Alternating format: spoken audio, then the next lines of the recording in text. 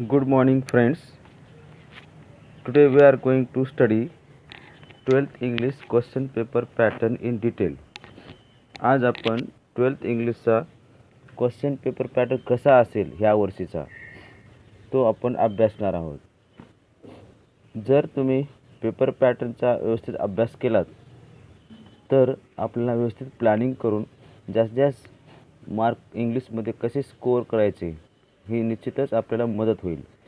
तर चला बघूया. टोटल क्वेश्चन पेपर 80 मार्क म्हणजे 80 मार्कचा असतो. सेक्शन 1, सेक्शन 2, सेक्शन 3 आणि सेक्शन 4 असे 4 सेक्शन असतात. फर्स्ट सेक्शन आहे reading skill, grammar, vocabulary, note making आणि समरी रायटिंग. तर ह्यामध्ये क्वेश्चन नंबर 1 ए एक सीन पॅसेज असेल. आपल्या टेक्स्टबुकमधून एक पॅसेज दिला जाईल. तो असेल टोटल 16 मार्क्सचा. क्वेश्चन असा असेल read the extract and do the activities given below. हा असेल 12 मार्क्ससाठी पहिला पार्ट ह्या क्वेश्चन नंबर 1 एचा.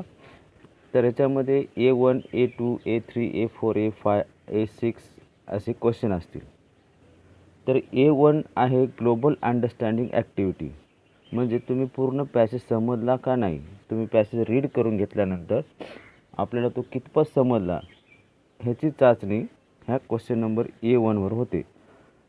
हा 2 मार्कला क्वेश्चन असतो. याच्यामध्ये कोणकोणत्या प्रकारचे क्वेश्चन असतात. आता कंप्लीट एखादे तुम्हाला सेंटेन्स दिला जाईल ते तुम्हाला पॅसेजच्या आधारे कंप्लीट करायचे. दुसऱ्या प्रकारचा असतो कंप्लीट द वेब. एखादी सेंट्रल आयडिया दिली जाईल, 4 ऑप्शन तुम्हाला फिल करायचे असतात. फॉर एक्झाम्पल एखाद्या कॅरेक्टरची क्वालिटी असेल ते तुम्हाला कंप्लीट करायचे वेब. किंवा ट्रू ऑर फॉल्स दिले असतील, 4 ऑप्शन असतील, ते तुम्हाला ट्रू ऑर फॉल्स आहेत का नाही ते तुम्हाला लिहायचे. आणि चूज द करेक्ट ऑप्शन असे 4 ऑप्शन दिले जातात. त्याच्यातील तुम्हाला 2 रेटेड पॅसेजच्या संदर्भात जे करेक्ट आहेत ते ऑप्शन फक्त सिलेक्ट करून तुम्हाला आन्सरमध्ये लिहायचे. आणि अरेंज इन असेंडिंग ऑर्डर. पॅसेजमध्ये जे इव्हेंट असतात ते इव्हेंट तुम्हाला डिसेंडिंग किंवा कशा पद्धतीने दिलेले असतात ते तुम्हाला असेंडिंग ऑर्डर म्हणजे अनुक्रमाने लिहायचे असतात. अशा पद्धतीने किंवा लिस्ट एखादे इव्हेंट किंवा एखादी घटना पॅसेजमध्ये तुम्हाला लिस्ट करायला सांगतील. अशा पद्धतीने हे A1 ग्लोबल अंडरस्टँडिंग ॲक्टिव्हिटी 2 मार्काला असेल. तर हे ऑब्जेक्टिव्ह क्वेश्चन असतात म्हणून हे पूर्ण जशाल तसे तुम्हाला लिहायचे. म्हणजे पूर्ण क्वेश्चनसहित तुम्हाला आता ट्रू ऑर फॉल्सचा सेंटेन्स असेल, पूर्ण ट्रू ऑर फॉल्स सेंटेन्स लिहून खाली तुम्हाला ट्रू आहे का फॉल्स आहे असं लिहावं लागेल. तर हा झाला A1 global understanding activity mark 2. A2 question असेल अंडर द पॅसेजच्या खाली कॉम्प्लेक्स फॅक्च्युअल. कॉम्प्लेक्स फॅक्च्युअल म्हणजे जटिल तथ्य. म्हणजे त्या पॅसेजमध्ये जे तथ्य आहे ते तुम्हाला लिहायचं आहे. याच्यावर कशा पद्धतीने क्वेश्चन असतील हा पण 2 मार्कला क्वेश्चन असतो. एक्सप्लेन. एखादा सेंटेन्स दिला जाईल ते तुम्हाला एक्सप्लेन करायचे. Find the reason.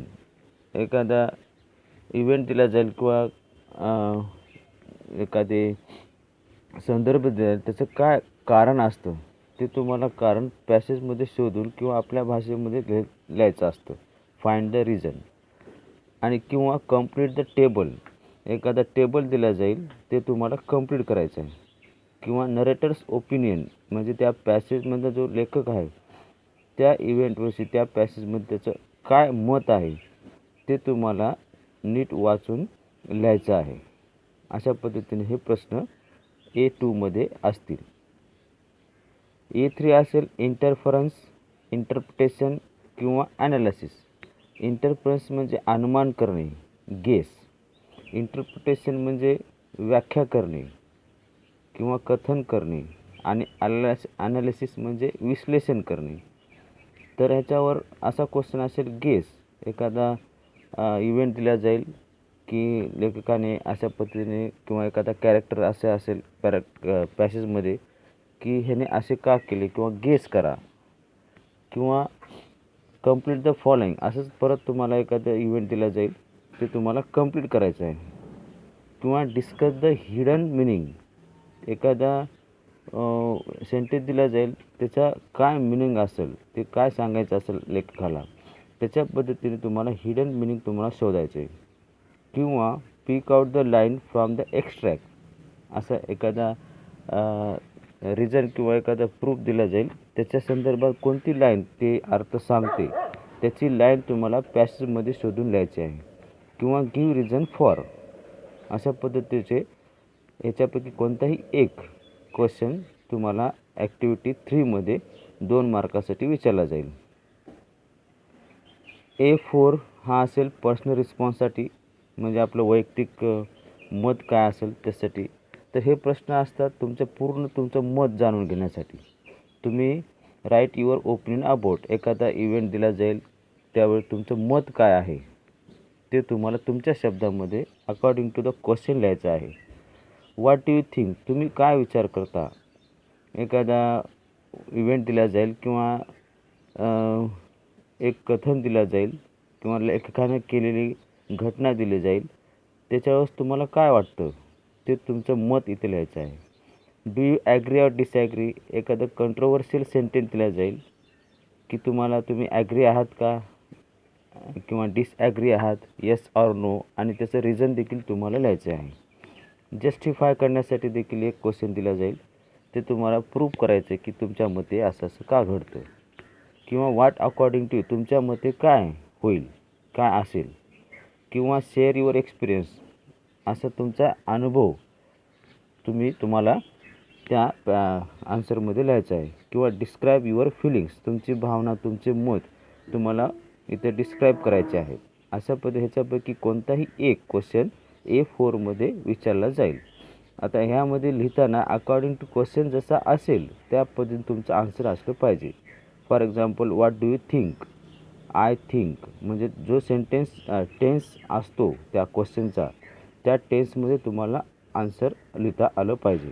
किंवा what will you do when you were in the place of author तुम्ही ऑथरच्या ठिकाणी असाल तर तुम्ही काय कराल ते फ्युचरमध्ये टेन्स आहे. तर I will do that dash म्हणजे तुमचे जे वर्ब असतं क्वेश्चनमध्ये तेच वर्ब धरून तुम्हाला आन्सर लिहायचं आहे त्याच टेन्समध्ये आणि ते निगेटिव्ह असो का पॉझिटिव्ह असो तुमचं मत ॲक्सेप्टेबल असेल परंतु तुम्हाला ते प्रूव्ह करावं लागेल किंवा लिहावं लागेल व्यवस्थित.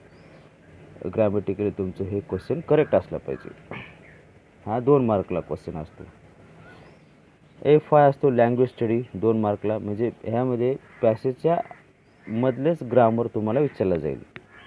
याच्यामध्ये डू ॲज डायरेक्टर म्हणजे ब्रॅकेटमध्ये तुम्हाला सूचना दिली जाईल त्या सेंटेन्सचं तुम्हाला काय करायचं आहे. Grammar activity based on extract for example voice असेल नरेशन असेल direct and indirect speech degrees of comparison किंवा क्लॉजेस किंवा अफर्मेटिव्ह निगेटिव्ह एक्सेट्रा अशा प्रकारचे कोणतेही ग्रामरचा क्वेश्चन जो की पॅसेजमधल्या सेंटेन्सचाच तुम्हाला विचारला जाईल. हा 2 मार्काला असेल. आणि ॲक्टिव्हिटी 6 असते ओकॅब्लरीवर हा पण 2 मार्कला क्वेश्चन आहे. याच्यावर कोणत्या पद्धतीचे क्वेश्चन विचारले जातील. कंप्लीट द फॉलोइंग असा एक क्वेश्चन असेल. कंप्लीट द फॉलोइंग एक सेंटेन्स दिला जाईल ते सेंटेन्स तुम्हाला आणि ब्रॅकेटमध्ये शब्द दिले जातील पॅसेजमधले आणि सेंटेन्स दुसरे दिले जातील त्यामध्ये तुम्हाला त्या सुटेबल अर्थाचा शब्द त्या सेंटेन्सला कोणता मॅच होतो तो शब्द इथे सेंटेन्समध्ये तुम्हाला लिहायचा आहे. किंवा फाइंड आउट सिमिलर मिनिंग्स किंवा असा क्वेश्चन असतो जनरली की find out similar meanings of that dash verb एखादा वर्ब दिला जाईल किंवा एखादा शब्द दिला जाईल त्याचा अर्थाचा शब्द पॅसेजमध्ये कोणता आहे ते तुम्हाला लिहायचं आहे. किंवा मेक लिस्ट ऑफ वर्ड्स आता एखाद्या पॅसेजमध्ये एक नाऊन दिला असेल ह्या नाऊनला कोणते ॲडजेक्टिव्ह यूज केलेले आहेत किंवा कोलोकेशन फाइंड आउट करा. कंपाऊंड वर्ड्स फाइंड आउट करा पॅसेजमधले ते compound word collocation adjective etcetera तुम्हाला पॅसेजमधले शोधून लिहायचे आहेत. Complete the table form of verbs okay आता एक टेबल दिला जाईल वर्ब ॲडजेक्टिव्ह ॲडवर्ब नाऊन एक शब्द दिला जाईल किंवा verb for example rich RICH हा ॲडजेक्टिव्ह आहे तर त्याचं तुम्हाला नाऊन वर्ब ॲडवर्ब हे कंप्लीट करायचं आहे. किंवा opposite word, find out opposite words from the passage. एखादा शब्द दिला जाईल त्याला तुम्हाला त्याचा विरुद्धार्थ शब्द पॅसेजमधूनच शोधून लिहायचा आहे.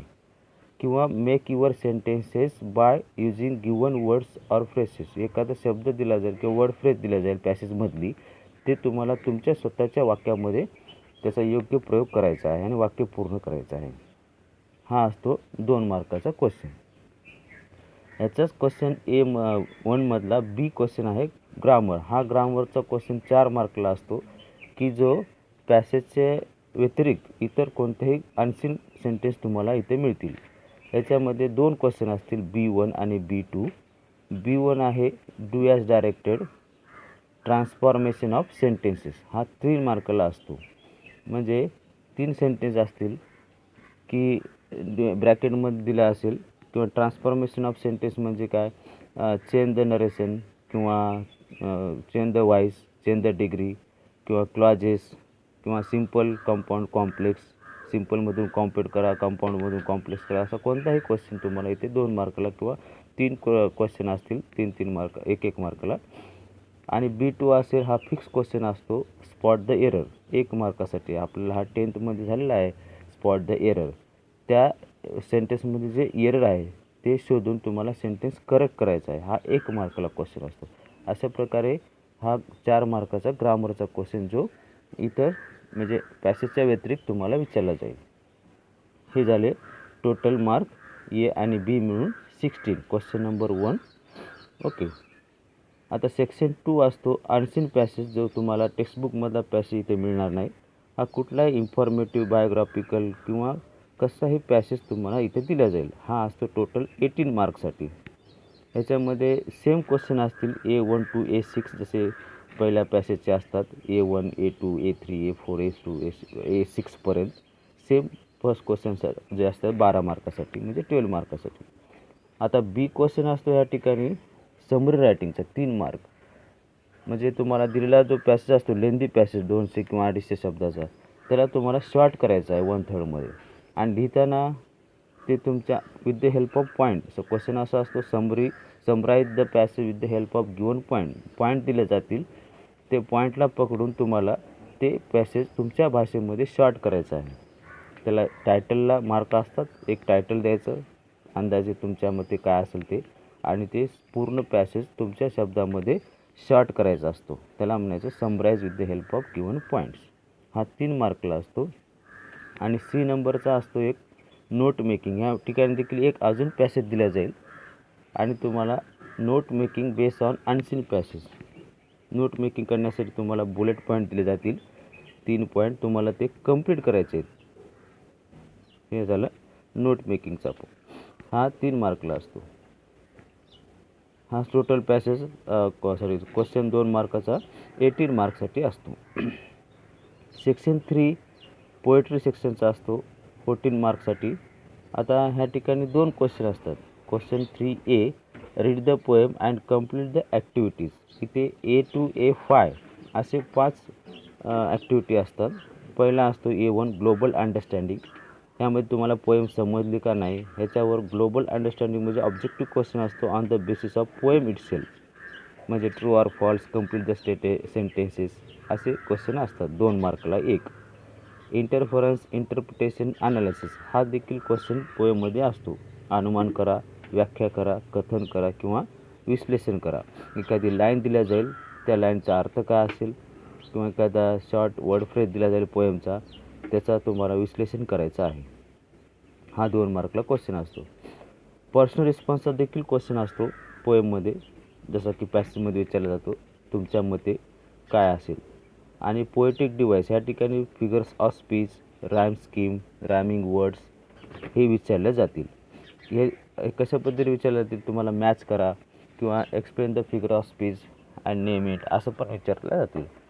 आणि क्वेश्चन नंबर 5 जो असतो A5 पोएटिक क्रिएटिव्हिटीचा असतो. हा नवीन क्वेश्चन आहे. तुम्हाला एखादी लाईन दिल्या जाईल पोएमची, ते तुम्हाला तुमच्या मनाची एक पोएम तयार करून मॅच करायची आहे. म्हणजे हे 2 मार्कला क्वेश्चन आहे. हा क्रिएटिव्हिटीचा क्वेश्चन तुम्हाला स्वतः एक पोएम 4 लाईनची तुम्हाला इथे तयार करायची आहे. एक लाईन दिल्या जाईल, ती लाईन धरून तुम्हाला किंवा काही विषय दिला जाईल, फ्रेंड किंवा एनिमी, त्याच्यावर तुम्हाला तुमची स्वतःची कविता तयार करायची आहे. हे 2 मार्कला. अशा प्रकारचे A1, A2, A3, A4, A5 हे टोटल झाले 10 मार्क, 2-2 मार्काचे प्रश्न. आता बी कसा अप्रिसिएशन ऑफ पोएम हा 4 मार्कसाठी असतो. जसं तुम्ही 10th शिकलात. 10th अगोदर 10 मार्काचा क्वेश्चन होता, नंतर पॅटर्न चेंज झाला, नंतर 5 मार्काचा क्वेश्चन दिला हा अप्रिसिएशन ऑफ द पोएमचा. याच्यामध्ये बी क्वेश्चन असतो, write appreciation of the poem based on the point given below. हे असतं. आता पॉईंट जे जनरली जे असतात about the poem, poet title, poem काय कशी आहे, त्याचं टायटल काय आहे, पोएटचं नाव काय आहे, थीम काय आहे पोएमची, पोएटिक स्टाईल, कोणकोणते पोएटिक स्टाईल विचारले गेलेले आहेत, त्याच्यामध्ये कोणकोणते पोएमचे म्हणजे फिगर्स ऑफ स्पीच आहेत ते लिहायचे. लँग्वेज, पोएटिक स्टाईल म्हणजे कविता कोणत्या प्रकारची आहे, की ती बॅलड आहे का, लिरिक्स आहे का, सॉनेट आहे, कोणत्या स्टाईलची पोएम आहे, किंवा ह्युमरस आहे का. ओके. आणि लँग्वेज किंवा पोएटिक डिवाईस, तर फिगर्स ऑफ स्पीच लिहायचे तुम्हाला, किंवा लँग्वेज कशी आहे, मेटाफरिकल आहे का, आयरनिकल आहे, किंवा इझी टू अंडरस्टँड आहे. अशा पद्धतीचे लँग्वेज किंवा पोएटिक डिवाईस तुम्हाला त्या पोएमचे लिहायचे आहेत. आणि स्पेशल फीचर काय आहे पोएमचं, आणि मेसेज, मॉरल, पोएमचं काय मॉरल आहे, आणि तुमचं ओपिनियन. ह्याच्यापैकी तुम्हाला आता 4 मार्कसाठी म्हणजे 4 पॉईंट विचारले जातील याच्यापैकी, आणि ते तुम्हाला पॅराग्राफमध्ये तुम्हाला लिहायचे आहेत. ही झाले appreciation of poem 4 mark. Section 3 आहे रायटिंग स्किलचा. हा तुम्हाला टोटल 16 मार्क्सचा असेल. ह्या ठिकाणी क्वेश्चन नंबर 4 पहिला असतो कंप्लीट द ॲक्टिव्हिटीज. आता ह्याच्यामध्ये ए असतो, बी, सी, डी असे 4 क्वेश्चन असतात. प्रत्येक क्वेश्चनला 4-4 मार्क आहेत. ह्याला भरपूर ऑप्शन देखील आहेत. आता पहिला ए असतो ईमेल राईट किंवा लेटर रायटिंग. ह्यावर्षी तुम्हाला 12वीला लेटर रायटिंग फॉर्मल विचारला जाईल, कंप्लेंट लेटर, परमिशनचं लेटर किंवा ओके. आणि ईमेल रायटिंग, ईमेल कशा पद्धतीने लिहायचं, लेटरचा फॉर्मॅट काय आहे तुम्हाला लक्षात आला पाहिजे. तशा पद्धतीने हे तुम्हाला 4 मार्कला आर असेल, ईमेल राईट किंवा लेटर रायटिंग. बी असतो एक्सपान्शन ऑफ आयडिया, जे तुम्ही 10th शिकलात. ब्लॉग रायटिंग हा नवीन क्वेश्चन आला तुम्हाला. फिल्म रिव्ह्यू, ब्लॉग रायटिंग आणि फिल्म रिव्ह्यू ह्याच्यापैकी 1-2 दिले जातील, तुम्हाला 1 लिहायचं आहे. Expansion of idea, blog writing, film review. आणि सी नंबर आहे ॲपील रायटिंग, लिफलेट रायटिंग आणि व्ह्यू आणि काउंटर व्ह्यू. व्ह्यू आणि काउंटर व्ह्यू तुम्ही पाहिलात, लिफलेट देखील पाहिलात 10th. ॲपील देखील होतं. तर ॲपील रायटिंग, लिफलेट रायटिंग, व्ह्यू आणि काउंटर ह्याच्यापैकी तुम्हाला 1 क्वेश्चन ऑप्शनमध्ये असेल, त्याच्यापैकी 1 तुम्हाला लिहायचं आहे. आणि डी आहे स्पीच रायटिंग आणि कॉम्परिंग म्हणजे काय, अँकरिंगची स्क्रिप्ट जशी असते ती तुम्हाला तयार करायची आहे. डायलॉग रायटिंग किंवा इंटरव्ह्यू क्वेश्चन्स याच्यापैकी तुम्हाला 2 ऑप्शन दिले जातील, 2पैकी 1 तुम्हाला लिहायचं आहे. अशा प्रकारे हे 4 मार्काचे प्रत्येक क्वेश्चन असतील. टोटल झाले 16 मार्क. ह्याची पूर्ण तयारी आपण ह्या यूट्यूब चॅनलवर करणार आहोत. सेक्शन 4 आहे नॉवेलचा 16 मार्क.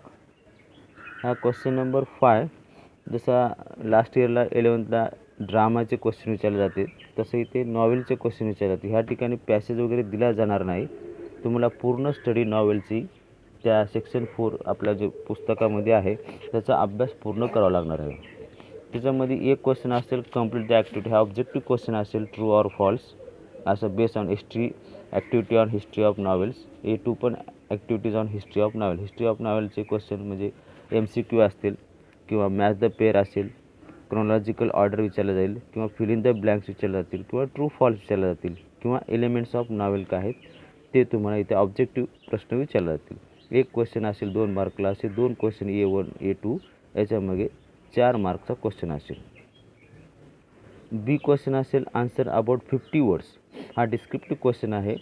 ह्याच्यामध्ये कोणत्या प्रश्न विचारले जातील, उदाहरणार्थ डिस्क्राईब द कॅरेक्टर, कोणत्या एका नॉवेलमधले कोणता एक कॅरेक्टर तुम्हाला डिस्क्राईब करायला देतील, किंवा interpret the meaning of that dash, एखादं सेंटेन्स दिला जाईल किंवा एखादा इव्हेंट दिला जाईल, त्याचं काय मिनिंग आहे ते तुम्हाला 50 शब्दामध्ये लिहायचं आहे 4 मार्कासाठी.